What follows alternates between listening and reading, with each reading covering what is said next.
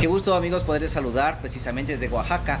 Nos encontramos en el restaurante Las 15 Letras con la maestra Celia. Muchísimas gracias, a la orden, maestra. No, pues el gusto ¿Sí? es para mí, doctor, porque ya casi terminas. No, todavía ¿verdad? no. Muchísimas gracias también por el maestro Francisco Román, quien nos ha ayudado con este contacto desde la Universidad de Zacatecas, ¿no? Claro. Saludar al maestro.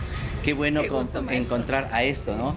Esta camaradería, esta confraternidad entre las personas de México, desde un estado al otro, abrirnos las puertas y recibirnos desde el Ecuador, para hablar de esto que nos ha unido en esta visita precisamente a su restaurante, a su establecimiento, que es la cocina. Así es. Bueno, pues para mí es un gran honor que estés aquí en Oaxaca, conociendo pues una de las fortalezas gastronómicas más importantes de México. Oaxaca ha tenido la fortuna en la historia de ser la cuna del origen de la domesticación del maíz de Mesoamérica. Entonces, yo creo que debido a esa cultura tan importante que tenemos, a ese tema, es que la gastronomía es tan importante, con tanta identidad, con tanto orgullo, porque ese orgullo que traemos no es de ahora, es un orgullo milenario, es un orgullo ancestral, es un orgullo heredado de generaciones en generaciones. Pues imagínate, desde la domesticación del maíz, después el uso que se le ha venido dando, después la nixtamalización tan importante para México, para el mundo, para Mesoamérica principalmente, donde al nixtamalizarse el maíz, pues se provee por el tema de que los aminoácidos pues se potencializan, ¿no? Calcio, que aportan calcio también en la nixtamalización, ¿no? Y no solamente calcio, infinidad de vitaminas del complejo B, para el sistema nervioso central, o sea, de un montón de nutrientes. De eso han vivido los ancestros cuando no teníamos tanta carne antes de la colonización. Esa era la dieta principal. Y además ellos eran fuertes, los guerreros. Cuando llegaron los españoles, pues se asustaron de ver cómo tenían diga, machos bien machos, diga, ahora ya no existen estos machos tan machos, ¿no? Tenían sus brazos fuertes, músculos. Y eran guerreros, pero muy fuertes. Entonces tenían sus dientes completos, porque afortunadamente pues no comían el azúcar. Entonces era una alimentación muy más saludable. Muy saludable. Más saludable. Y bueno, de ahí se ha venido, ¿no? con el tema del consumo de quelites, de insectos. Aquí en Oaxaca es muy común el tema del consumo de insectos, de hierbas, pero de hierbas en serio. O sea, en Oaxaca sí he mirado. No utilizamos nada de conservadores, ni de colorantes, ni de saborizantes. Los sabores que le da a nuestra comida son las hierbitas. Qué pitiona, qué poleo, qué hierba de conejo, infinidad de hierbas que ocupamos dentro de la cocina. Y aparte también el maíz, por supuesto, como elemento único y principal de nuestra alimentación. Cuando tú vas a un restaurante, pues te pasan tostadas, no te pasan pan. ¿Por qué? Porque pues estás en un lugar con mucha identidad. La tortilla te sabe a un maíz delicioso. La nixtamalización está elaborada de manera perfecta, porque la cal no le roba el sabor al maíz. El sabor del maíz está presente, omnipresente. Maestra, antes de entrarnos, aquí ya nos dio hambre porque también estamos al mediodía. Antes de entrar a este tema culinario, cuéntenos el tema de Celia. ¿Cuándo se induce a la cocina, su historia en la cocina, y luego llegar y estamos con la embajadora de la cocina oaxaqueña, precisamente, que es reconocida como cocinera tradicional? Empecemos con este tema.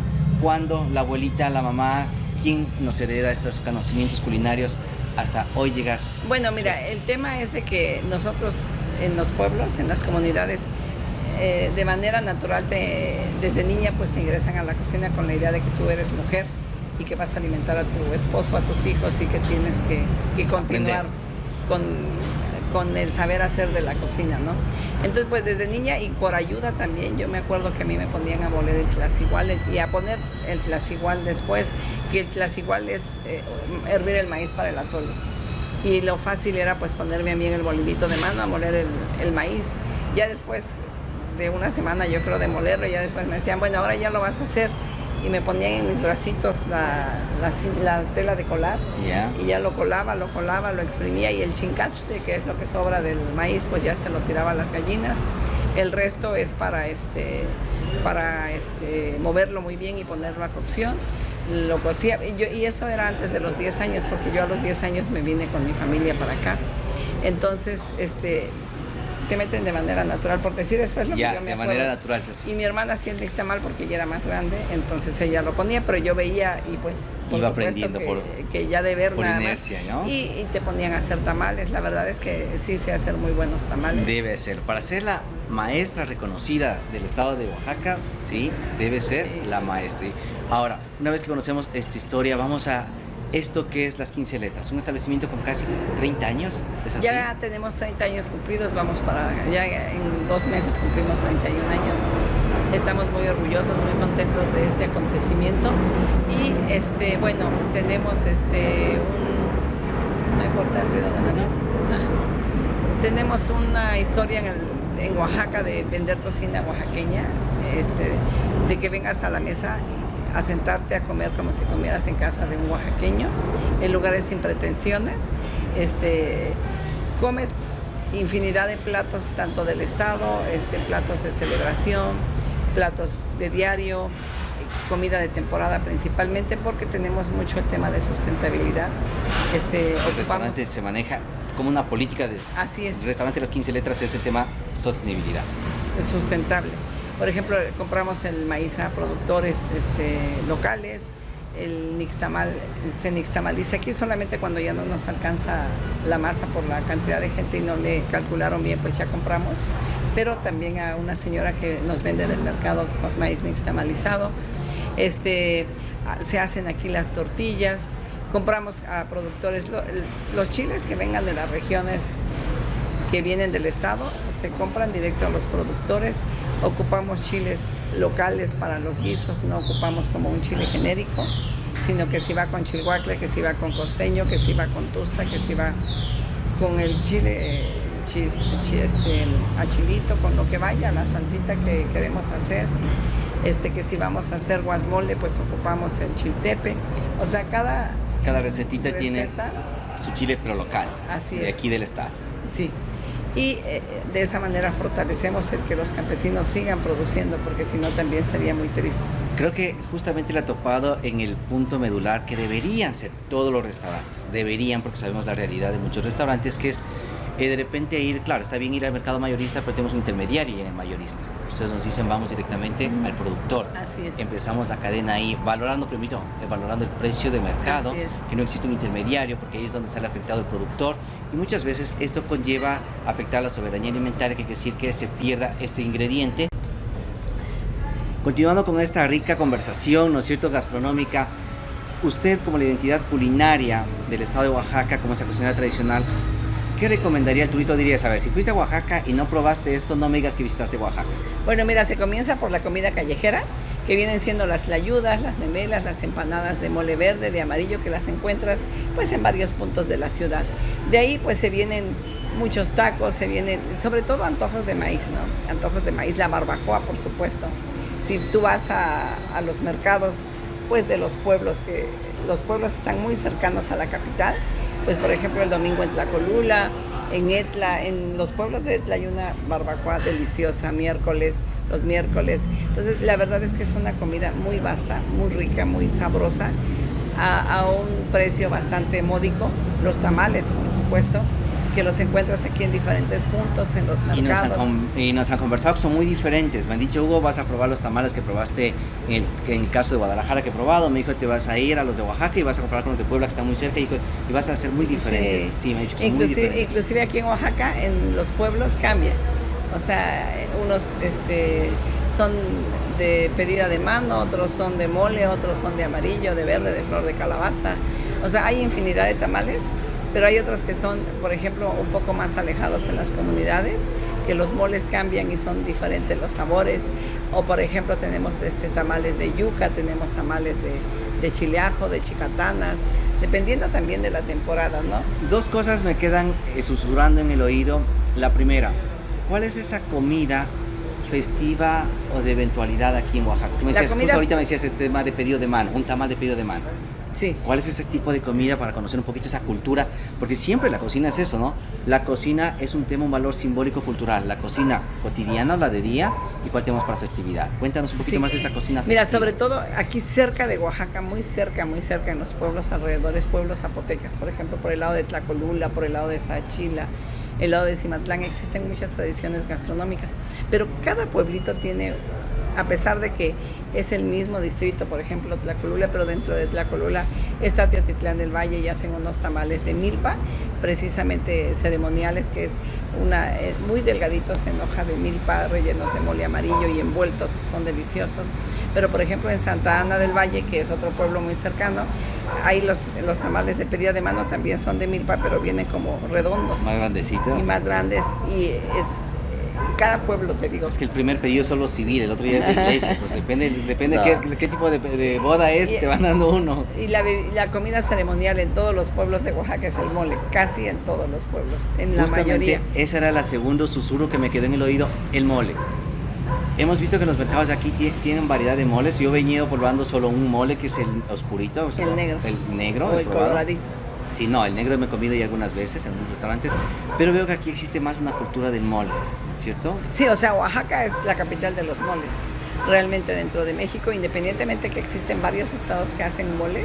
Cuando se habla de mole, a pesar de que, por ejemplo, en Puebla se dice que se dio el origen del mole, de acuerdo a la época, porque no solamente la cocina mexicana está basada en la identidad cultural que tenemos ancestral, milenaria, no, sino tiene que ver muchísimo con el mestizaje, a la llegada de los españoles, pues que traían ellos tanta influencia, no solamente los productos de ellos, sino influencia asiática, las árabe, técnicas de cocina que traían ellos también. Árabes, la cocina mediterránea, y todo eso pues se vuelve una fusión y llega aquí con esta América Latina, con esta grandeza de ingredientes, de productos, y se vuelve una locura.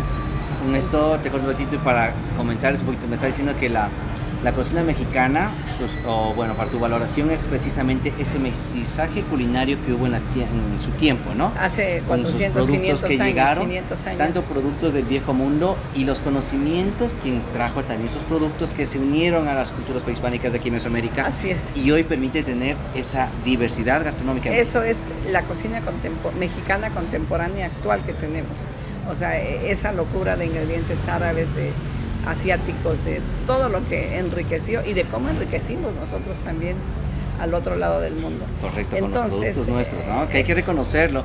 América también aportó muchísimos productos al viejo mundo, que muchas veces no se lo dice, pero el mismo maíz, la papa, ¿no es cierto? El chile o el ají que conocemos nosotros, sí, productos que... El jitomate. ¿Qué sería de la cocina italiana mediterránea sin el jitomate? ¿Qué sería de los amigos italianos chocolateros sin el cacao? ¿Qué sería de ellos? Hemos aportado a la cocina, ¿no? Hemos aportado. Por eso dije que es un intercambio maravilloso el que hubo, y que bueno, afortunadamente que se dio, porque pues gracias a eso tenemos una gran cocina. Pero sin embargo, por ejemplo, aquí en Oaxaca, independientemente de ese mestizaje tan profundo que existe, también tenemos una cocina de identidad propia, una cocina indígena todavía. No puedo decir prehispánica, por supuesto que no, pero sí tenemos una cocina indígena. Pero por supuesto en las comunidades la cocina de celebración tiene que ver con ese mestizaje, porque usan aceitunas, alcaparras, ajonjolí, y se junta con el cacao, con el maíz que la tenemos. Gallinita mismo de campo, ya tenemos, ¿no? La res, todo. Entonces sí, hay que reconocer todo esto para entender, porque muchas veces uno piensa que todo es de aquí y que pues todo no, es ancestral, que toda la receta está escrita, se escribió en piedra, de que las culturas... No, o que porque Oaxaca es muy famoso en su gastronomía y que es cocina ancestral nada más. No, por supuesto que hay una cocina profundamente mestiza. Qué bueno hablar de este tema, y vamos subiendo como de escalón, y hemos llegado aproximadamente antes del 2010 del reconocimiento de la cocina mexicana como Patrimonio de la Humanidad, donde también hay un aporte de todos los estados.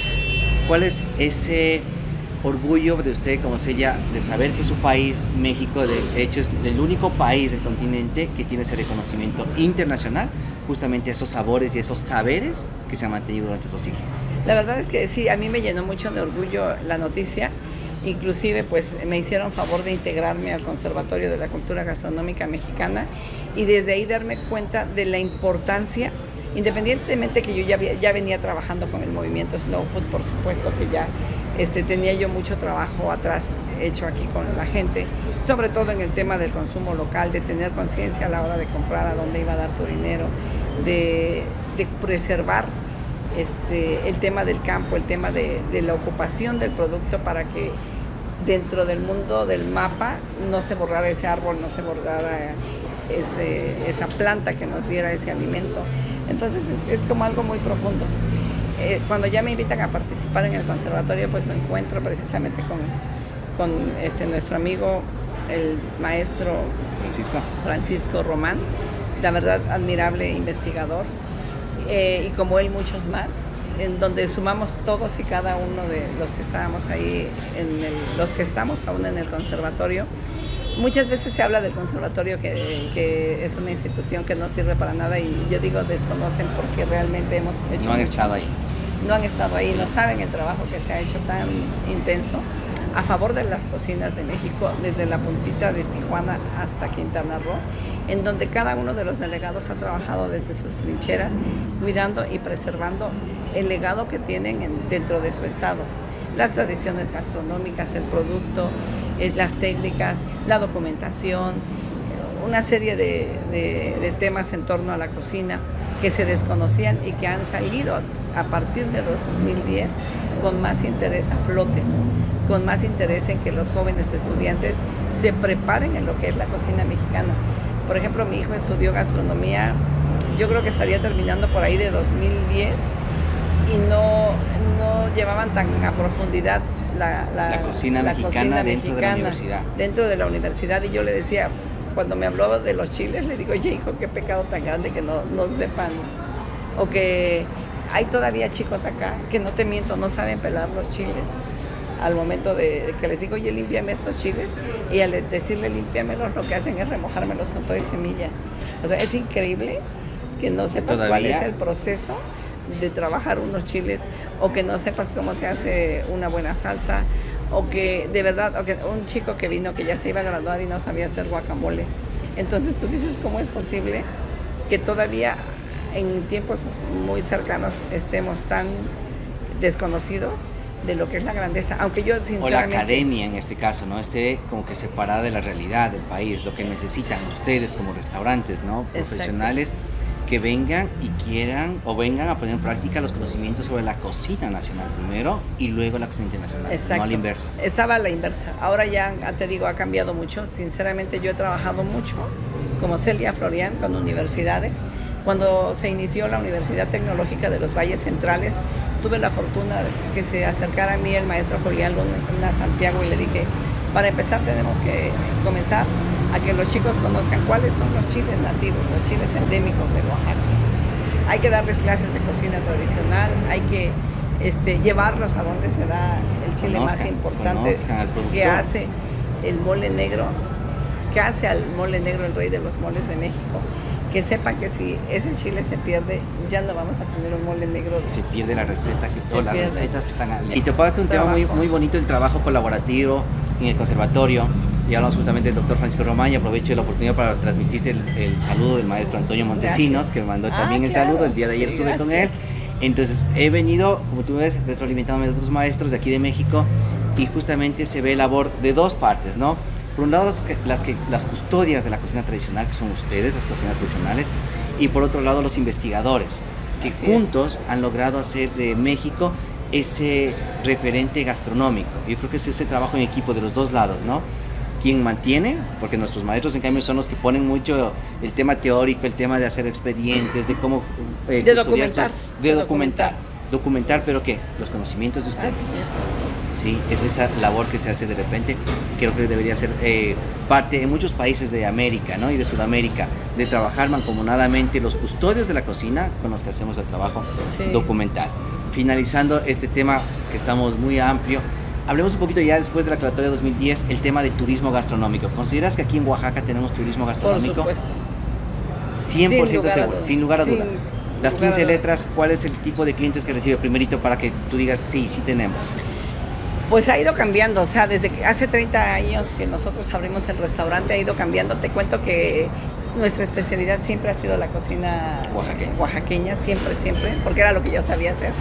O sea, claro, no sabía yo hacer otra cosa, entonces siempre quise reflejar lo que sabía yo hacer desde casa, y lo poco que sabía, pues quería transmitirlo. Y venía como gente muy grande, fíjate, como de edad avanzada. Y a veces sí venían matrimonios con jóvenes, o si no, como que los jóvenes se iban a otro lado y nomás venían los señores.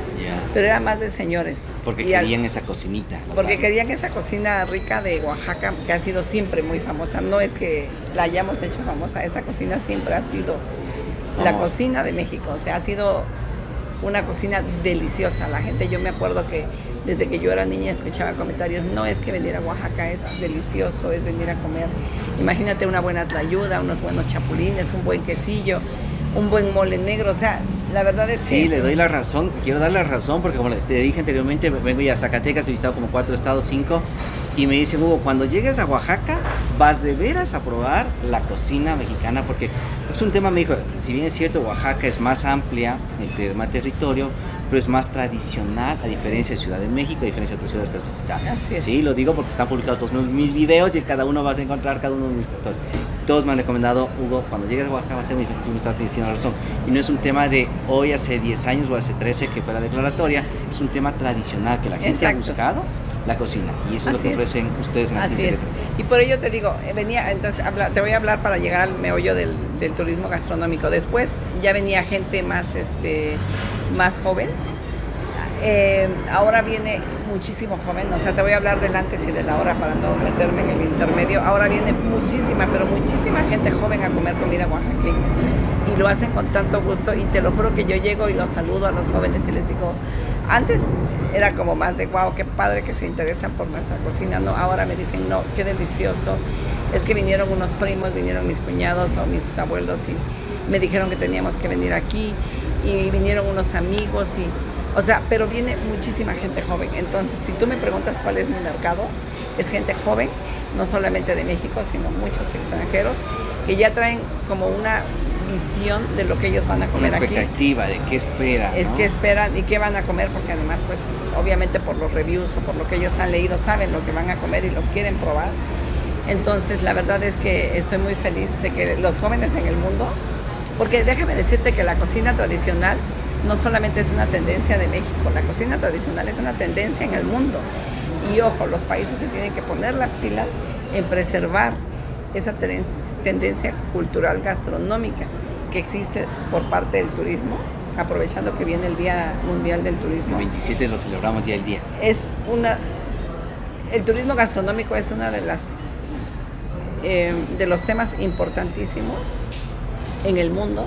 Porque yo si voy a viajar, yo quiero vivir experiencias, no solamente quiero probar, quiero comer lo que voy a investigar que se come ahí, sino quiero saber cómo lo hacen. ¿Por qué? Porque yo cocino y me interesa saber cómo lo hacen, cuál es el proceso, cómo es el cultivo. Entonces, a mí sí me dicen, ¿sabes qué? Que hay una experiencia, por ejemplo, de cómo hacen las arepas. Arepa o el mismo mole, o hacer el proceso para tener el mole. O el proceso desde ceros para hacer el mole, pues yo me voy, ¿no? En un dado caso. Yo obviamente yo lo sé, pero si yo fuera a otro país, pues a lo mejor de las arepas. Si alguien te ofrece esto, tú te vas de seguro. Cómo se cose el maíz, porque debe de tener un punto para que el maíz quede esponjoso. O sea, debe tener su propia técnica. Entonces, el turismo gastronómico es llegar, vivir la experiencia desde ceros, amanecer en el lugar donde se vive la experiencia. Inclusive si se puede en la casa de la cocinera e ir al molino a moler el nixtamal, o poner hoy el nixtamal y mañana llevarlo a moler, y sentarse frente al comal y moler la salsa de molcajete y oler cómo huele el café de olla. Qué rico, ¿no? El café de olla acá es muy tradicional. Ahí sí me he ido, los locales que vienen a desayunar me dicen café de olla, hasta lo que no le entendía el café de olla, y entre mí como cocinero decía, ¿y si no es en olla, en qué le va a hacer? Después entendí que es, pues que es la olla, el pasadito. Claro, es el de máquina, ¿no? Entonces, este tema de turismo gastronómico es eso, ¿no? Y ahí viene lo que siempre hemos dicho, el tema gastronómico no es ir a un restaurante, sentarme a comer y comer qué rico y ya y no, sino rico. que tú sepas cuál es la experiencia. Por ejemplo, en el tema del mezcal, porque déjame decirte que los oaxaqueños tenemos la honra, el orgullo, el honor de no solamente tener buena comida, sino la mejor bebida del mundo. La mejor comida del mundo y la mejor bebida del mundo. El mezcal. Tenemos en Oaxaca la comida y el mezcal, y es un maridaje perfecto, es la mujer y es el hombre. Entonces es algo que te llena, que te hace volver, que dices, nunca había sentido. Ayer vinieron unos yucatecos y me decían, es la primera vez que estoy en Oaxaca, porque vinieron a una boda y me dijeron, es una de las mejores experiencias que hemos tenido el comer aquí, y aparte el vivir a la gente tan cálida, porque además el oaxaqueño es cálido. Entonces todo eso suma para un turismo gastronómico, que la gente sea linda, que sea cálida, que sea que te abrace con amor con lo que comes, que te abrace que al se momento siente de ese abrazo, ¿no? recibirte, Que sí. sea... Y entonces todo eso se lo debemos de transmitir a nuestros colaboradores, a la gente que nos vende también, porque ellos le van a vender a los turistas, los artesanos que hacen unas maravillas, que tú ves su trabajo. Sí, hemos ido en la mañana a ver el trabajo de los artesanos. Y dices, qué cosa. Pero no solamente, o sea, de los artesanos que tejen en telar de cintura, que hay que buscarlos en el mercado de artesanías, y tú ves y dices, wow, por eso vale tanto, porque cuánto tiempo se lleva. Claro. Y el hilo que es teñido con tintes naturales. Sí, todo la ese verdad tema. Es que es un arte, es una maravilla, y te digo, el turismo gastronómico ha venido creciendo, y como te vuelvo a repetir, no solamente en Oaxaca, es en el mundo, y cada país se tiene que poner las pilas para que crezca ese turismo. Muy atentos al mensaje que nos da justamente Celia. No es una moda, es una tendencia en todo el mundo, en donde el turista busca vivir experiencias gastronómicas auténticas. Lo hemos hablado aquí en otros videos. Si vienes a Oaxaca, vas a pedir comida oaxaqueña. Así es. Sí, o sea, aquí no te voy a dar recetas. Aquí, si vienes, a ver, diles, no les voy a dar recetas tradicionales, las que tú escuchas que son muy mexicanas en otros países, o de repente lo que la gente, el turista, piensa que es solo lo mexicano. Sí, o sea, por ejemplo, Tex-Mex, para nada. O sea, aquí es cocina auténtica, cocina de elaboración con productos locales, con productos auténticos, con sabores muy propios, con tortillas de maíz nativo, que te huele el maíz, te sabe a maíz. Cuando tú vas a la central de abastos, te sorprende la cantidad de mujeres que tienen unos costales inmensos llenos de tlayudas. Y yo me acuerdo que cuando era más chamaca y venía y decía, ay Dios mío, ¿a poco acabarán estas señoras sus tortillas? Y ahora que vivo la experiencia de ir a comprar con las marchantas las tlayudas, como ya sé cuáles me gustan mucho las que vienen de Tlacolula, de maíz amarillo, de maíz negrito, de maíz blanco, pero que cuando te destapan el tenate, cómo te llega el aroma al maíz nativo, y claro que se les acaba. Si te atontas media hora y no llegas, ya no alcanzas. Y llega otra, pero a lo mejor ya no llega de las que tú quieres. Pero están llegando constantemente con costales y costales y costales y costales de maíz, de tortillas, de tlayudas. Y tú dices, ¿se venderán? Me decía una turista hace como 5 años que vinieron a una clase de moles y fuimos a la central de abastos. Le digo, claro, y mira, para prueba basta un botón, vamos a comprarle a esta señora 50 pesos de tlayudas y volvemos. Y nos fuimos a hacer el recorrido, y cuando volvimos ya no estaba la señora. Sí, en el tema de tlayudas, no sé, estoy mal, de mañana fuimos justamente y vimos que, claro, está en bolsita y son tortillas de maíz, pero son grandes. Son grandes, a diferencia de las que hemos comido en las otras localidades, que son más pequeñitas. Sí, las de acá son grandes. Sí. Y esta te permite preparar un plato tradicional de acá, que son las tlayudas mismas. Que se preparan con asiento de manteca, con frijol, y cada quien le pone su propia cosecha, cada restaurante, cada puesto, y te las doran al carbón muy rico. Y o sea, están en la central, solo te la venden la tortillita hecha. Así es, ellas te las venden así, contadas. O sea, te dan, y tú vas al restaurante o a tu casa, preparas, o a tu casa, y las preparas, o simplemente aquí en Oaxaca la gente las come, acompañando sus alimentos, o con el mole, o con lo que quieran. La textura de la tlayuda es que no es tan suave, pero tampoco tan dura. Y aparte hay tlayudas cocidas, que son dándole un poco más a tostadas. Estas tortillas, lo que tiene la peculiaridad es de que te duran más que una blanda. La blanda sí se te puede enhuecer más rápidamente, y la tlayuda tiene más días de duración en almacén. Luego le saben, eso dice, ¿no? Que la tortilla de maíz, bueno, y me dirá si es verdad que me han buscado, que la tortilla de maíz cuando es muy caserita la puedes guardar y solo recalentar y va a seguir siendo blandita, a diferencia de que cuando está mal elaborada o es preelaborada ya de fábrica, de repente hasta me han dicho que de los molinos y a los 2 días ya está tiesa, y dices, te das cuenta cuando es muy artesanal, cuando la recalientas, y debe ser todavía guardar ese tema de blandita. A ver, más que todo, a ver, te cuento por la experiencia que tenemos, porque también aquí ha pasado que depende mucho de la nixtamalización. O sea, cuando la técnica no está bien hecha, la tortilla al día siguiente se pone muy dura. y cuando la técnica sí está bien hecha, está suave. No depende tanto que sea de máquina, o de mano, sino más bien depende de la nixtamalización bien lograda. Es ahí. Hemos hecho justamente un reportaje de nixtamalización que les he dicho mejor busquen expertos en eso porque hicimos solo rápidamente, porque justamente vine a aprender que el tema de nixtamalización es punto de cal, cantidad de maíz, tipo de maíz, producto a elaborar, si vas a hacer un tamal, si es una tortilla de eso, o sea, tienes que saberte la nixtamalización primerito para qué la quieres aplicar. No es un tema de parar la olla, poner cal y decir empezó. Sí, o sea, si vas a hacer pozole, ¿cómo necesitas el nixtamal? Sí. La verdad es que todo tiene su peculiaridad. La cocina mexicana. La cocina mexicana es algo bellísimo, es algo que yo no puedo explicar cuando me dicen, oye, ¿cuántos gramos de cal le voy a poner a 1 kilo de maíz? Porque depende mucho del maíz, a veces es maíz cristalino, a veces es una cal diferente a la que nosotros estamos acostumbrados.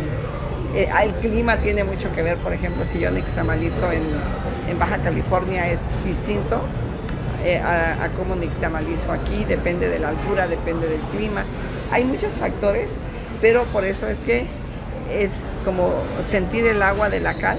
Algo así me han dicho, bueno, nunca he visto porque se me decía, tienes que sentir, me decía una señora, sí, tienes que menear y tú vas a darte cuenta si está bien o no. Exacto. Tú vas a darte cuenta. Es que por eso te digo que no se puede explicar, o sea, no lo puedes tú documentar en un libro y decir, porque es el conocimiento. Es el conocimiento definitivamente. Entonces, ahora por ejemplo ya venden cal para nixtamalizar en polvo y ahí es donde a veces a mí me entra un poquito de temor y sobre todo cuando viajo, porque yo viajo mucho a cocinar fuera y digo, ay, en el nombre de Dios, y ya le digo que funcione, bien, que funcione. Si se me pasa, ¿tú pues, ocupas acá la cal viva, la cal rojita todavía? Sí, todavía. Sí, pues justamente hicimos conocí una persona que tenía el tema de la tortillería acá en Morelia, que nos indicó cómo hace, y de hecho un video corto que les hicimos nos indicaba la marca de la cal en polvo que lo ocupa, pero lógicamente también separando este tema de cal de ferretería, y me decía Hugo, esta es la cal. Yo decía que yo ocupo esta cal que ya está muerta, y decía, yo he visto la cal viva, que es lo que vi en los mercados aquí, que son las rocas todavía. Y ahí dije, aquí nixtamalizan con roca viva, con cal viva, no con la otra. Y nos damos cuenta cómo cambia tan rápido entre un lado y otro lado. No, y por ejemplo, no vas a dejar caer la roca en la olla, sino que se deja caer en una olla de agua la roca y hierve, o sea, solita hierve. Sí. No es que le prendas fuego. Correcto, sino que sí, hay que saberle también. Y entonces ya se queda, y lo que va quedando de agua arriba es la lejía, que es lo que se le pone al nixtamal. No le vas a poner la parte de abajo. Ya lo vas revolviendo y le vas poniendo más agua y se va saliendo. La lejía se le llama al agua de cal, que es la que se ocupa para nixtamalizar. Miren amigos, solo para que vean una conversa de unos 20 minutos aproximadamente y vean que la cocina mexicana, bueno, también por un tema de extensión de país, es tan amplia, ¿no? Porque estamos hablando de un mega país que tiene ya, no sé quién debería tener más territorio, ustedes o Estados Unidos, pero yo creo que ustedes por un tema tradicional, ¿no? Sí. Es muchísimo el tema de conocer, y eso es justamente para resumirles que no es un tema de sintetizar o concluir en la cocina mexicana en muchos restaurantes en 3 o 4 recetas que son muy populares fuera del país mexicano, y que de hecho por ahí le dije a alguien que nos han vendido gato por liebre, porque siempre nos han vendido gringas a nosotros y desconocemos el tema de la tortilla de maíz. La tortilla de maíz es rara vez que un restaurante mexicano en Ecuador te brinde tortilla de maíz como que prioridad. Es a la contraria, es la tortilla de harina, como que la gringa, la primera, y luego la de maíz. Y ahí te das cuenta que es a la inversa la cultura en México. Así en es. México es la cultura a la inversa. Así es. Sí, en México ocupas el maíz como eje primordial, principal de alimentación. El maíz es el eje principal de nuestra alimentación, por supuesto acompañado siempre de leguminosas. Y eso es lo que nos da la proteína para tener energía y poder estar bien alimentados. Muy bien, mi estimada Celia, queremos agradecerle muchísimo ese tiempo que nos ha dado en su restaurante. Estamos aquí escuchando a los clientes que ingresan, que salen, pero nos ha regalado ese espacio. Queremos agradecerle infinitamente, agradecer al maestro Román, al Antonio Montesinos, al doctor, justamente que nos han sido esos nexos para poder llegar a saludarle. Y parte de esa gratitud queremos dejarle con mucho cariño un recuerdito desde la ciudad de Cuenca, la catedral de la iglesia de la ciudad de Cuenca, ¿sí? Que han viajado igualmente con nosotros tu souvenir, y irles dejando a cada uno de lo que nos ha brindado ese espacio. Gracias. Agradecemos muchísimo. Gracias, Hugo. Y que tengan muchos éxitos en el negocio.